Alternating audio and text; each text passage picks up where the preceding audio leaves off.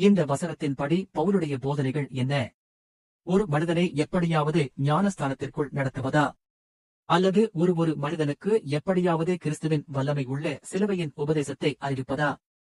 பவுலுக்கு மட்டுமே தெரிந்தது கிறிஸ்துவின் அந்த சிலுவையின் உபதேசமே வல்லமையுள்ளது என்று.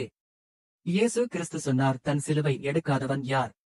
லூக் 14:26 யாதொருவன் என்னிடத்தில் வந்து தன் தகப்பனையும் தாயையும் மனைவியையும் பிள்ளைகளையும் சகோதரரையும் சகோதரிகளையும் தன் ஜீவனையும் வெறுக்காவிட்டால் எனக்கு சீஷனாயிருக்க மாட்டான். தன் சிலுவையை எடுக்காதவன், இவைகள் எல்லாம் வெறுக்காதவன் எனக்கு சீசனா இருக்க மாட்டான். இப்பொழுது ஞானஸ்தானம் எடுப்பது முக்கியமா? சீஷராவது முக்கியமா? இயேசு கிறிஸ்து எப்படிப்பட்ட சுவிசேஷத்தை சொல்ல சொன்னார்? மத்தியில் 28:19.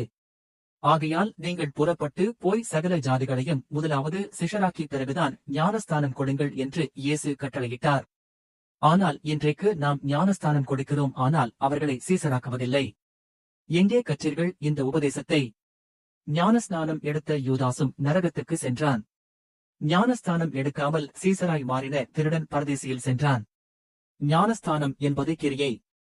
ஆனால் கிருபை என்பது கிறிஸ்துவின் சிலுவையின் உபதேசத்தை பின்பற்றி தேவனால் வரக்கூடிய பாவ மன்னிப்பின் நிச்சயம், இந்த வழியாய் நித்திய ஜீவனுக்குள் செல்வது.